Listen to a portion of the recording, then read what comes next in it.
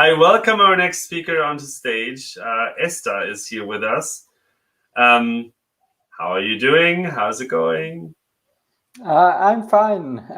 Thanks for the invitation, Martin. And yeah, it's a pleasure for me to present my data visualization of Corona case numbers.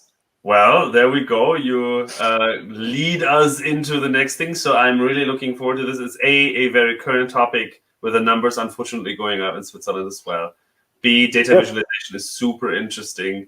And I'm really looking forward to see your approach and the visualizations that you came out with. In that case, have fun. Stage is yours. And a warm round of applause in the chat, please, for Esther.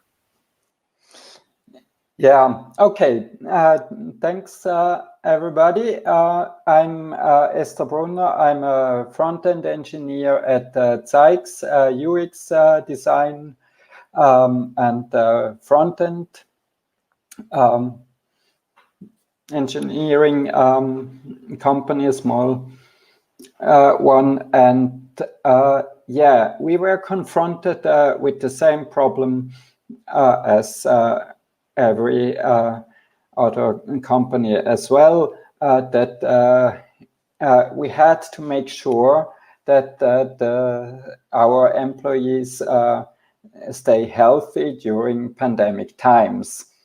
So let me guide you through what was our approach and yeah, mine for the visualization. I am a last-minute speaker. Alexei asked me to present my visualizations after he saw this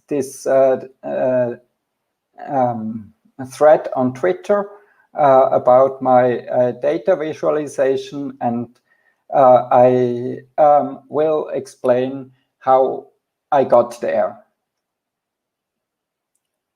Yes. So back to my presentation. Well, first, why we need yet another Corona dashboard. I mean, the numbers are omnipresent in the media, and there are also open source initiatives to visualize these numbers already. So what was my motivation to actually build something slightly new? Then in the second part, I will discuss what I have learned, the key takeaways, and maybe afterwards we can have still a little bit of discussion. I have to warn you that my presentation will be far less technical than the one of Pierre. So it's mostly about concept and design. But of course, I use web technology to achieve what we want to visualize. So yes, why yet another Corona dashboard? In the beginning of the Corona crisis, you probably remember all we got was such a tweet by the Federal Office for Public Health with a screenshotted Excel excerpts, and yeah, I think they have improved a bit, but they focus too much on the cases in the last 24 hours, and this I didn't consider helpful. I think this column pro 100,000 Einwohner is relatively new. It wasn't there from the beginning. At least when I started the project, I didn't notice it. But this, let me go back to my presentation, was exactly what we needed, because in order to have a clear plan of actions to respond to the threat of the coronavirus, we wanted an understandable and commonly accepted indicator. And we decided to take the not just the new infections of the last day, but the 14-day incidence. This choice was made because also the Federal Office for Public Health chose this number to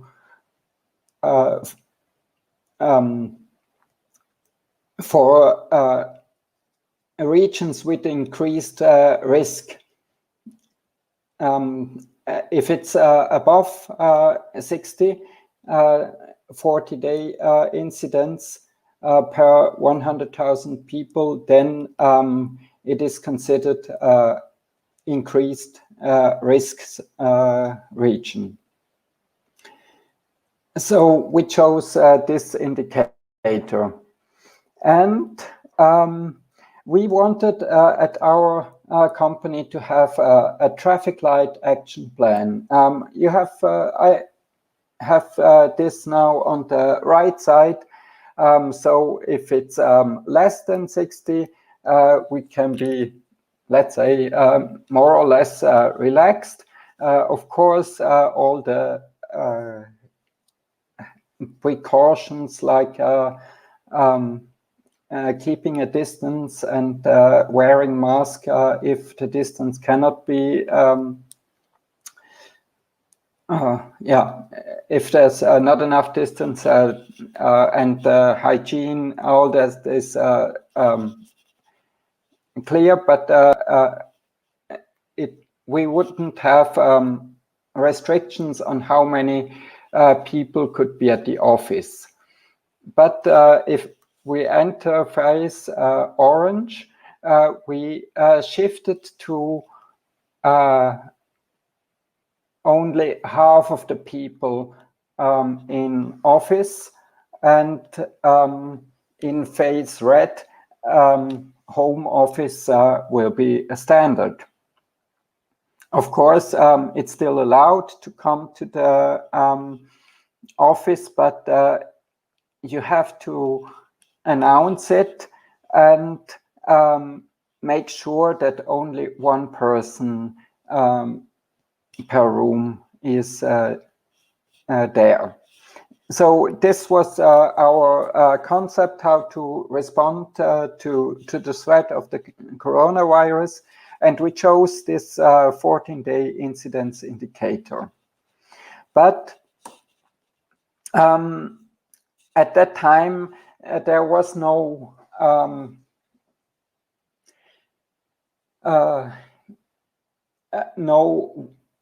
place where you could see this indicator visualized for geographic regions, only for the whole of Switzerland, but which might be a bit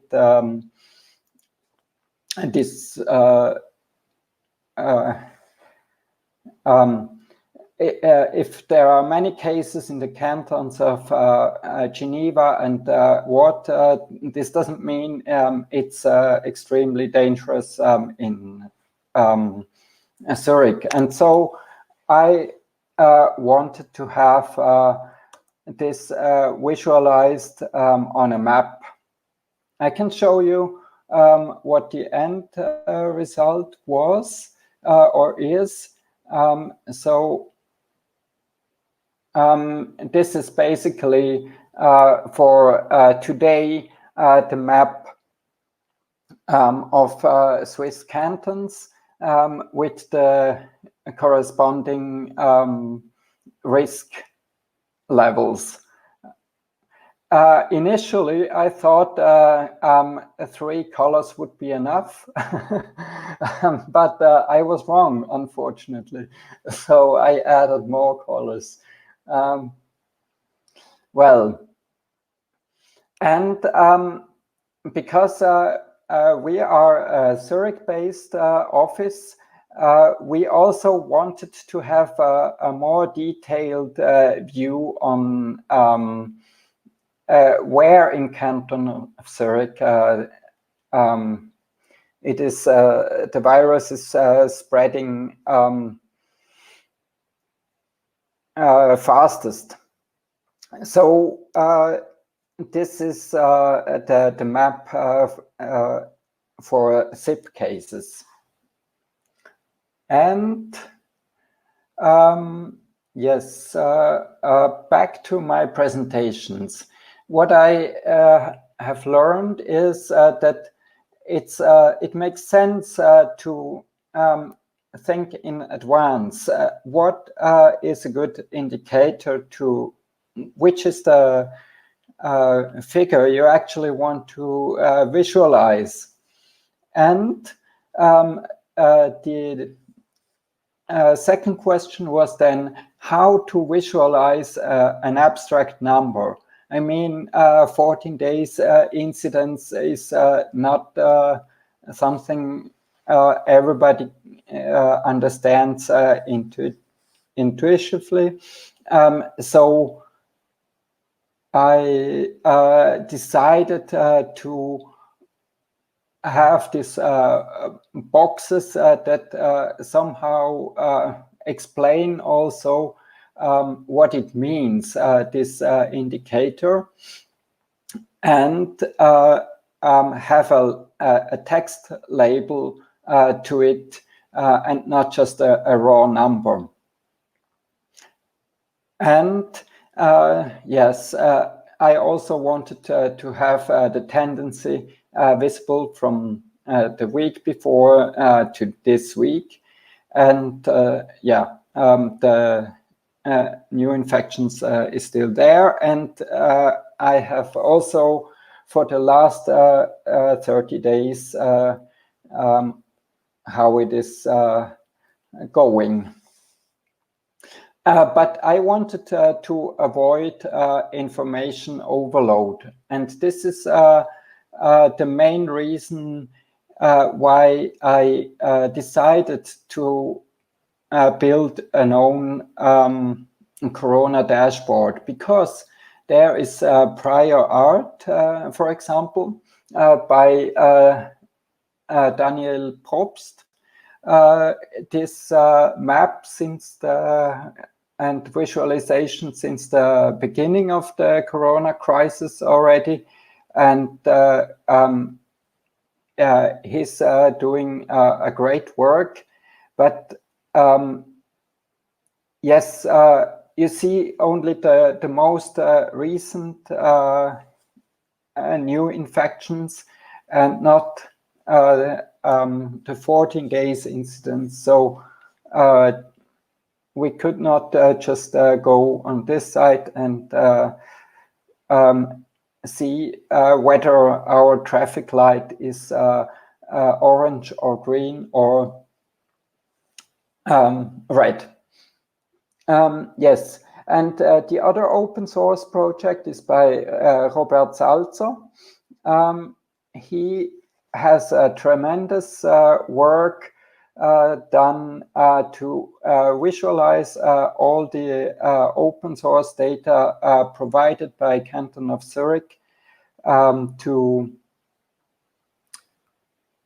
since the beginning of the crisis. And now, yeah, you can, sorry. Yes, and it's very detailed. And I wanted to avoid to go into, so many details. Well, as I already said, the data is provided by the Federal Office of Public Health and the Health Direction of the Canton of Zurich. And actually, this is a great thing because open data allows everybody to have a different angle on the same data. Daniel Probst and Robert Salzer both use the same data as I do, but they decided to visualize it differently.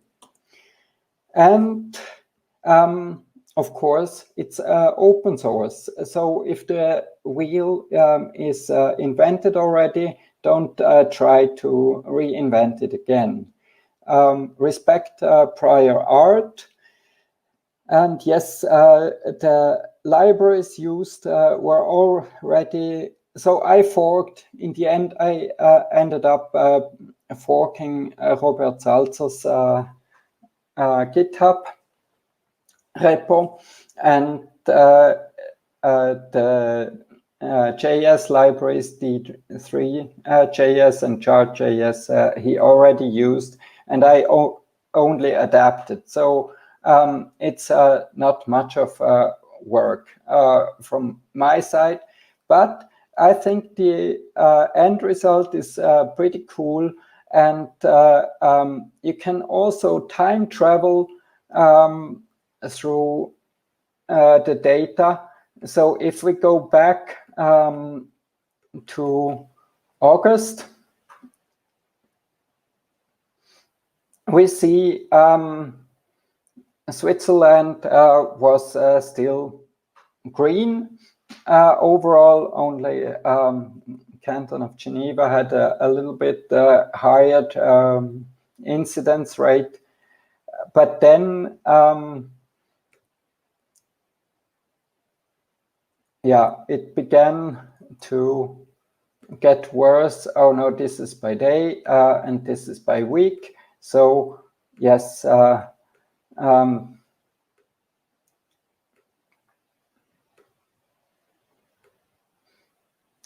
and this is where it was clearly visible on my map that the situation is getting really, really worse.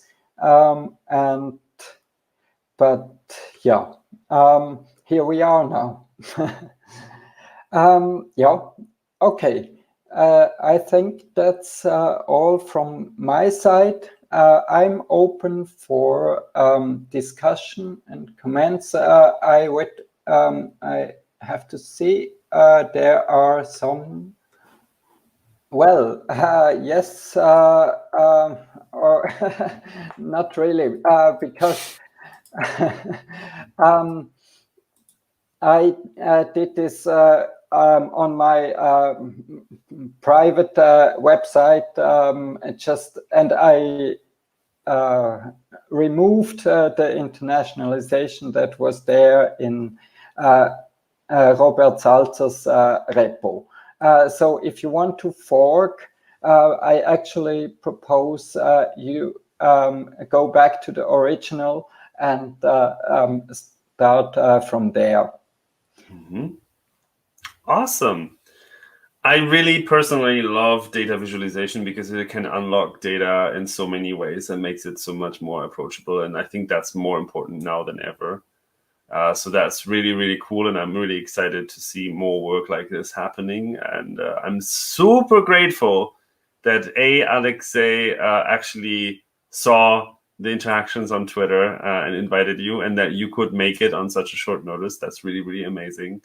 Thank you so much, Esther. This has been fantastic. Thank you, Martin, and thanks for the audience. Awesome.